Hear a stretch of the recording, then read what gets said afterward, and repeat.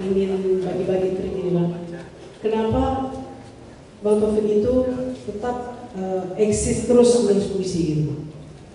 Jadi kita masih ingin apa sih rahasianya dulu kita Bang Taufik juga pernah berusaha untuk terjun ke dunia politik dan sebelumnya wartawan gitu.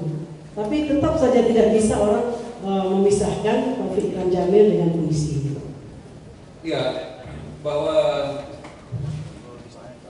politik wartawan itu sambilan dari puisi dan dari sastra. Coba saya tidak ada sudah bisa saya cerita pendek atau bisa jadi saya bermain itu sebagai saksi saya datang dan kembali ke mungkin ada saya dalam setahun 2 tahun bisa menghasilkan karya apa-apa, tapi saya tetap membaca orang-orang punya kata simpan kata-kata yang menurut saya nanti suatu saat akan berkembang. Saya pernah bisa saya buat di Kompas dan di Jawa Post, saya tak sadar, tahu dah 5 tahun baru sadar. Saya ucapkan lagi kan, baru sadar gitu kan.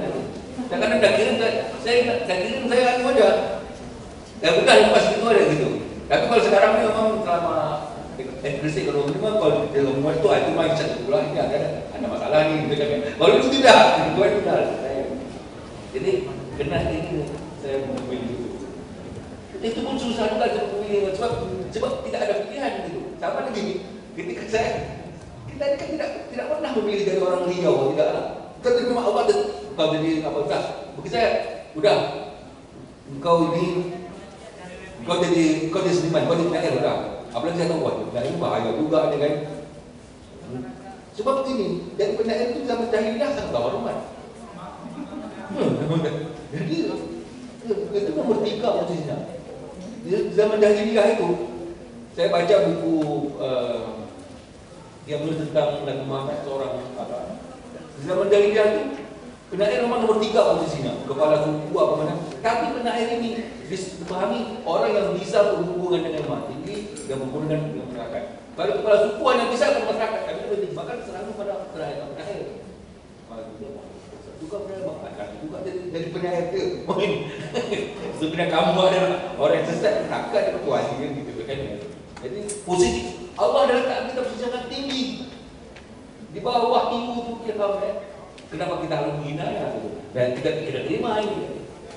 Oke, baik. Bang Taufik telah memilih jalan puisi untuk sebagai pilihan hidupnya. Tapi bisakah kita bergantung Bang pada dunia puisi ini? Secara baik itu secara materi ataupun secara bidang lainnya gitu. Nah, gini, kalau saya hendak mengatakan bahwa puisi itu, dunia puisi juga sastra itu adalah pekerjaan. Tapi kan banyak pekerjaan, bukan hanya misalnya gini, merampok juga pekerjaan bisa menghasilkan duit yang begitu banyak, bekerja di bank juga begitu, jadi wartawan begitu. Tapi ada juga orang yang bekerja tidak mengenal uang, juga penyair. Soal berapa dia dapat itu dilatih. Artinya kalau dia itu sebagai satu pekerjaan, kita kan baru-barunya ada penyair Leon Agustus. Dia itu mengajar di Bengkali sebagai dia mengatakan puisi bukan pekerjaan. Dan puisi bukan pekerjaan. Tapi bagi saya menulis sastra itu pekerjaan. Artinya saya harus mendalam juga ini muak tidak muak harus aku. Saya dulu, tapi itu mulai mereka. Kalau saya tak berhenti dulu saya wartawan. Jadi dulu kamu di Jakarta kalau itu boleh naik absen jam 12 malam. Jadi 2 malam terakhir kalau 2 malam boleh absen, abaikan alfa. Tapi di kantor dulu jam 2 malam boleh. Kalau sempat saya kerja kantoran pagi macam apa tak muak gitu. Begitu juga cara menulis puisi. Satu hari itu harus ini pekerjaan. Pekerjaan itu apakah dia bekerja? Kalau orang bekerja dia mengharapkan uang, maka tentu dia tidak dapat kenikmatan yang lain. Nah, itu masalah. Jadi profesinya pekerjaan, tapi pekerjaan itu hasilnya itu bisa macam-macam. Bekerja saya diajar ada seorang kita bekerja dengan ikhlas, Allah akan datangkan itu dari mana dari kerjaan kamu dan kamu tidak sangka-sangka. Jadi jangan takut menjadikan profesi penyair sebagai pekerjaan. Tapi kalau ada orang yang menulis buku apa macam buat iklan buat itu juga gitu kan sebagai sampingan dan berdiskusi mengajar itu paling bagus gitu. Baik, mungkin kita minta lagi pertanyaan di sini. Di sini ada Kuni Masohanti, seorang penyair perempuan dan juga aktif. Ada yang ditanya kepada Bang Taufik atau share dengan kawan-kawan kita di sini? Silakan. Apa ya, mungkin sharing Bang Taufik ini salah satu sastrawan dan budayawan di Riau yang luar biasa. Karya-karyanya juga cukup sangat menggugah dengan kemelayuannya, ya, dengan kemelayuannya, Melayu yang berbeda. Tuh, kalau Bang Taufik bilang Melayu yang berbeda memang benar. Kalau kita simak puisi-puisi Bang Taufik itu, yang terakhir itu justru puisi panjang-panjang bercerita tentang sejarah, tentang kerajaan, tentang masa lalu, sesuatu hal yang jauh, kemudian dia dekatkan kembali kepada kita sedekat-dekatnya dengan cara dia. Nah, gitu. Sebetulnya secara tidak langsung Bang Taufik ini juga mengajak kita, gitu, mengajak kita untuk menulis apa saja. Jangankan yang ada di depan, ya Bang ya, jangankan yang ada di depan mata terlihat, atau ke depan lagi yang tak terlihat, tapi yang sudah berabad-abad itu bisa menjadi lebih dekat. Nah, itu. Jadi Bang Taufik ini punya cara sendiri, dan saya yakin teman-teman penyair lainnya juga punya cara sendiri. Tapi kalau boleh kita tahu ya dari Bang Taufik, pasti dia punya sebuah rahasia, kunci rahasia yang masih disembunyikan dari kita barangkali, ya Bang ya. Tentang apa? Kalau proses kreatif sudah kita tahulah bagaimana Bang Taufik menulis semenjak dia jadi wartawan.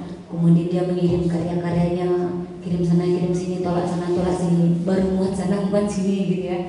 Akhirnya dia punya cara yang bijak untuk mempunyai cara yang bijak untuk mengalahkan sesuatu yang sudah berada di puncak.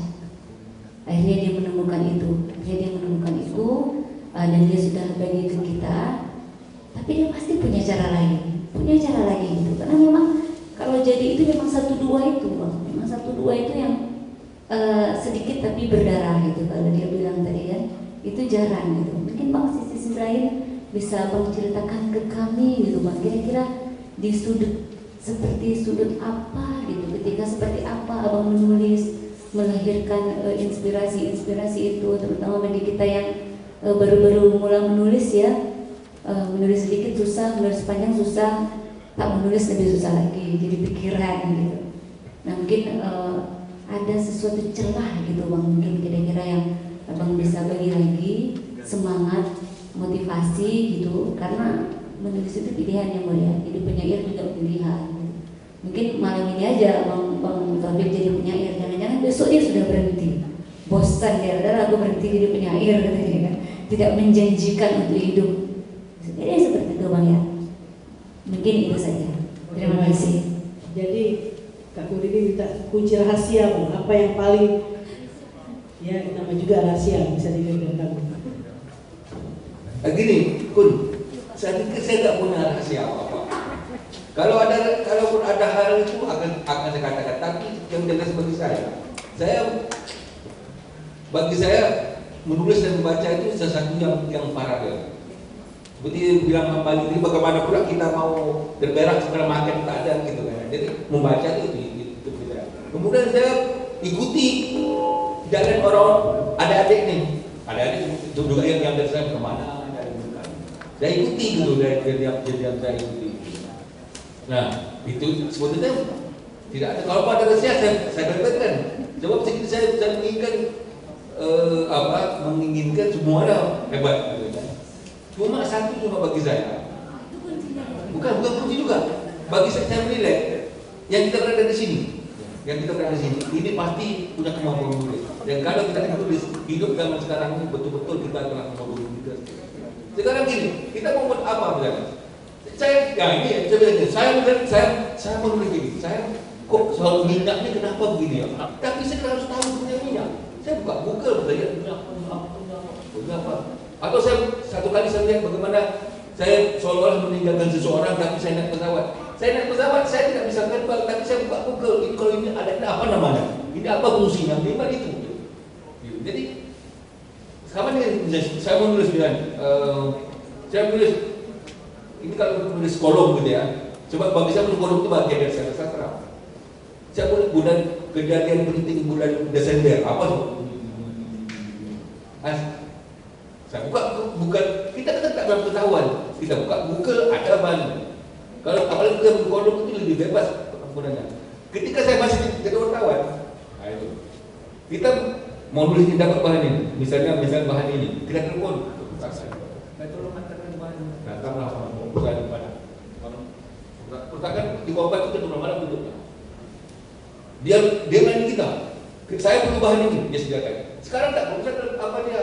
Saya buka ada di Google belum banyak ada. Apalagi di apakah ada. Jadi sangat rugi sekali kalau orang tak tulis. Selain tulisan yang terbaru saya, selain Kongres Kesenian di Kompas, sebelum itu ada terus di Tempo tentang Hari Televisi Sedunia. Hari Televisi saya tulis sebetulnya. Apa televisi dunia?